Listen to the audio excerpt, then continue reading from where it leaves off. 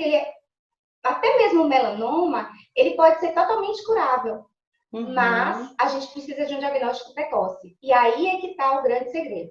E aí, pessoal do YouTube, tudo bem com vocês? Para quem não me conhece ainda, sou a doutora Tatiana Cury, especialista em diagnóstico por imagem, responsável médica pela Clínica Tatiana Medicina e Imagem. E hoje eu trouxe para vocês uma convidada super especial, uma amiga do meu coração, doutora Bárbara Uzel. Ela é dermatologista, especialista pela Sociedade Brasileira de Dermatologia e mestre pela Universidade de Brasília. Oi, Bárbara, tudo jóia? Oi, Tati, tudo bem? E você? Tudo tranquilo. Primeiro, obrigada aí pelo convite, tá? Eu tenho certeza que o nosso papo aqui vai agregar para muita gente, tá bom? Gente, a Bárbara, ela fez um diagnóstico da minha avó em 2007, né? Já aí tem uns 12 anos atrás, não que nós sejamos velhas, né, Bárbara? A gente começou cedo. A gente começou cedo, né? Mas a Bárbara fez um diagnóstico de um câncer de pele maligno na minha avó.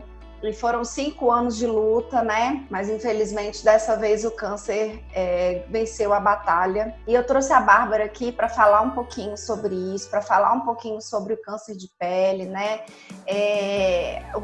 As dúvidas mais frequentes no consultório e para a gente poder abordar esse tema aí, porque o câncer de pele, embora muita gente ache, é bobagem, né? É só ali tirar, mas não é bem assim. A gente sabe que tem alguns cânceres de pele que são extremamente agressivos, né, Bárbara? E é isso que eu queria saber de você. Me conta um pouquinho, fala um pouquinho para o pessoal, assim, quais as dúvidas principais que você tem no consultório, né? Fala um pouquinho dessa diferença do câncer que é um pouco mais benigno, né? Do câncer que é bem maligno mesmo. A gente sabe que tem um poder, assim, de se alastrar rápido e agressivamente, né? Então, fala um pouquinho aí pra gente, tá? Tati, olha só, a gente tem, o câncer de pele é o câncer mais frequente de todos os tipos de câncer no Brasil. Em torno de 30% de todos os tipos de câncer é câncer de pele, certo? A incidência dele é essa. Mas a gente tem dois grandes grupos. O câncer de pele do tipo não melanoma, que são os mais frequentes, os menos agressivos, e o câncer de pele tipo melanoma. Então, são dois grupos bem separados. O câncer de pele não melanoma, a gente divide em dois tipos principais. O carcinoma basocelular, que é o mais comum de todos, e o espinocelular, que é o menos comum. Graças a Deus, o câncer de pele não melanoma, ele é o mais frequente, mas ele tem um curso de doença menos agressivo, né? O que não quer dizer que a gente não tenha que ter cuidado, porque embora ele, em geral, não dê metástase, não vai matar o indivíduo, mas ele pode dar grandes deformidades, e é muito frequente. O Instituto Nacional de Câncer estima em média, 130 mil casos de câncer de pele para o ano de 2019, né? Foi a frequência de câncer que a gente teve. Então, é um número muito alto. Já o câncer de pele melanoma, ele é menos frequente, em torno de 3% só. Em compensação, ele é muito agressivo. Então, foi o tipo de câncer que sua avó teve. Por isso que esse tipo é um tipo que ele vai evoluir, em geral, para metástase. Depende muito da fase que a gente vai diagnosticar. Então, o grande segredo é o câncer de pele, até mesmo o melanoma, ele pode ser totalmente curável, mas a gente precisa de um diagnóstico precoce. E aí é que está o grande segredo. A gente tem assim, no câncer de pele não melanoma, como a gente conhece a causa, a gente pode prevenir. Olha que interessante, né? Poucos tipos de câncer a gente consegue uma prevenção, né? No câncer de pele a gente consegue, é possível prevenir que você tenha câncer de pele, porque a gente sabe o que causa. No câncer de pele melanoma, a gente também consegue prevenir, e o diagnóstico precoce é o que vai te dar a maior chance de você se curar dele. E fala pro pessoal, Bárbara, qual é o grande vilão do câncer de pele? A maioria já desconfia, né? O grande vilão do câncer de pele é o sol. Então a gente tem alguns fatores de risco importantes. Claro que pessoas de pele clara, olhos claros, cabelos claros, história familiar ou mesmo história já pessoal de câncer de pele, e principalmente exposição solar prolongada na infância. Então, a infância e adolescência, até os 18 anos, aquele sol que a gente tomou mais intenso, até os 18 anos, ou queimaduras solares que a gente teve nesse período, são fatores de risco importantes. Algumas pessoas trabalharam, né, no sol desde a infância, tem idade, tem adolescência, até mais tarde. As pessoas muito expostas ao sol durante longo período são pessoas de maior risco. Algumas pessoas que têm doenças que abaixam a sua imunidade, por exemplo, transplantados renais, né? Então, são pessoas que têm um risco maior. E pessoas que, infelizmente, insistem em maus hábitos, como, por exemplo, bronzeamento, né? Mesmo artificial? Bronzeamento artificial é perigosíssimo. Inclusive, câmaras de bronzeamento artificial são proibidas no nosso país. Isso é proibido. É um risco... se a pessoa se expõe a câmara de bronzeamento artificial antes dos 35 anos, ela tem 75 vezes mais risco de ter câncer de pele. Nossa! Então é muito sério. Muito. Isso não é divulgado. Eu não sabia disso. E esse bronzeamento chamado natural, né? Que é o bronzeamento que a pessoa vai pra laje e põe aquele adesivinho, que é uma moda. Tá super na moda. A moda das celebridades. É uma cultura. Gente, isso de natural não tem nada, porque na verdade você está se expondo excessivamente com um acelerador de bronzeamento. Então você está, né? As pessoas geralmente que fazem isso são pessoas de pele clara, então você está aumentando muito o seu risco do câncer de pele. E geralmente a pessoa que tem um câncer de pele, ela tem maior risco de ter o segundo câncer de pele, ou o terceiro. Então realmente você saber que você pode prevenir uma coisa e você ir lá e fazer de tudo para ter. Né? Já o melanoma, que é o mais maligno, ele não tem associação com o sol, assim, diretamente? Ele tem também associação com o sol, mas não com a ultravioleta B, que é aquele sol mais intenso, das 10 às 16. Ele tem mais relação com o ultravioleta A. Ou seja, com essa exposição prolongada que a gente tem ao longo da vida, principalmente na infância. A minha avó mesmo, né, que trabalhou na roça, morou em roça, né?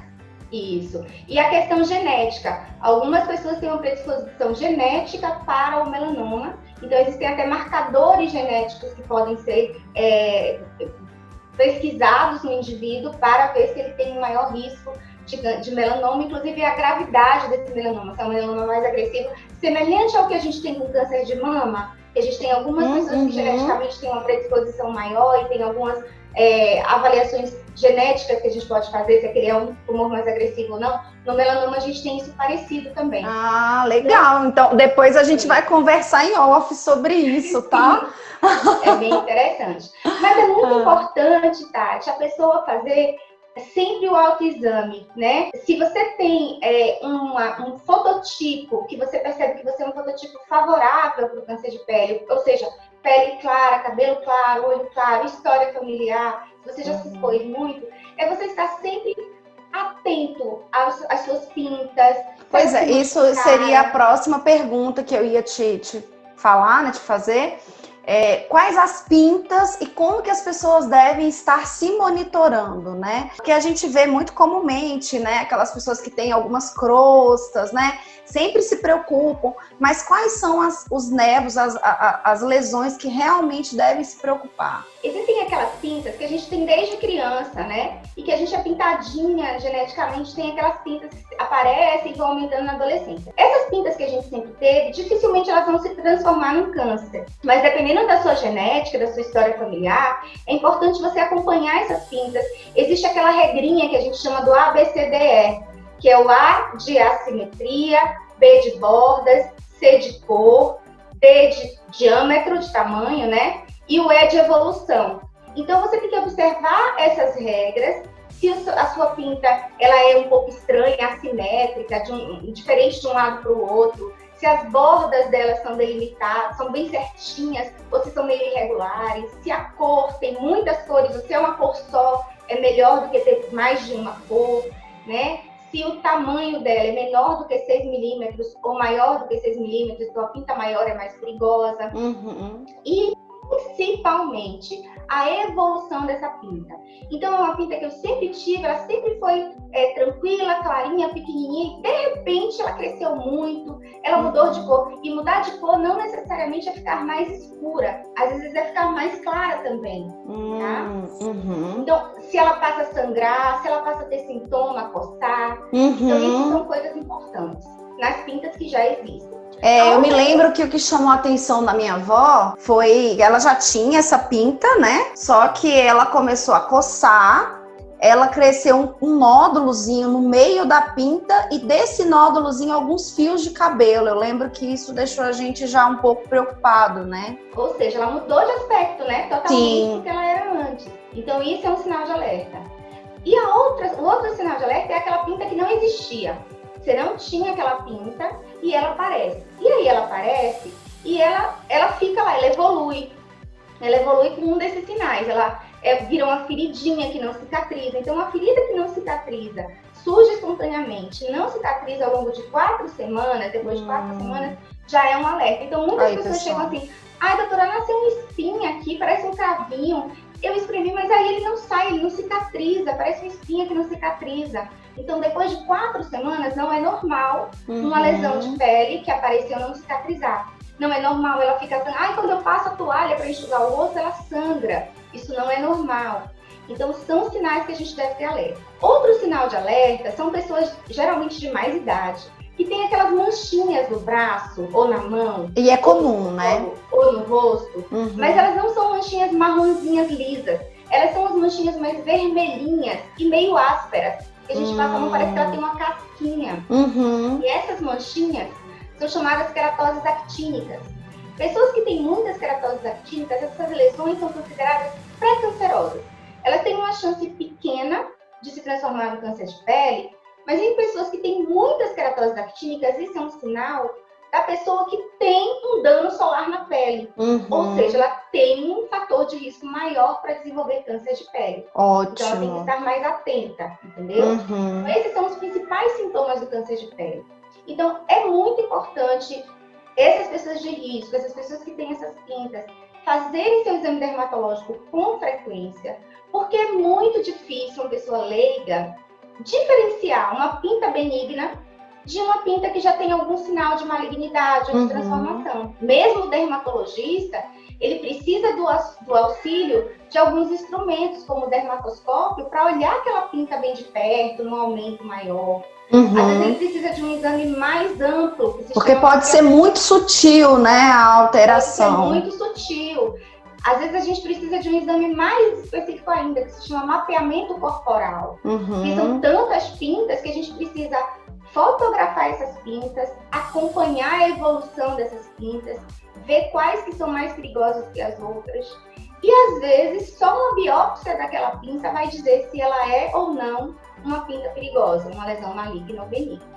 Ótimo. Gente, então ficou a dica aí. Eu acho que foi muito importante esse nosso bate-papo, tá? Se você tem alguma lesão de pele, alguma pinta, e você observou alguma dessas características que a doutora citou, eu acho que é fundamental a avaliação dermatológica, tá?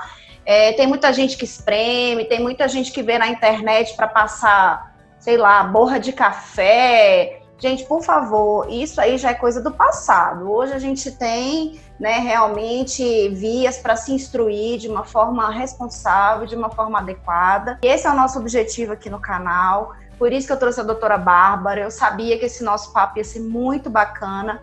Inclusive, o contato da doutora vai estar na descrição desse vídeo.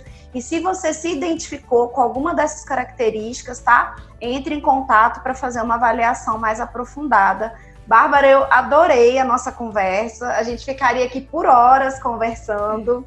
Eu queria muito te agradecer e já te deixar pré-convidada para novos bate-papos, né? Eu tenho certeza aí que da parte dermatológica, ainda mais agora com essa preocupação estética, né, das pessoas aí, eu tenho muita coisa para a gente falar, né? Muita gente hoje reclamando de queda de cabelo, então tem muita coisa para a gente falar. Essa questão das unhas artificiais aí, se isso prejudica. Então, eu acho que seriam temas muito bacanas para a gente trazer e pedir para o pessoal para compartilhar esse vídeo para que o nosso alcance seja maior. E quem não se inscreveu no canal ainda, que gostou do conteúdo, se inscreva, ative a notificação para receber aí os nossos vídeos sempre que postados, tá? Bárbara, um beijo, muito obrigada.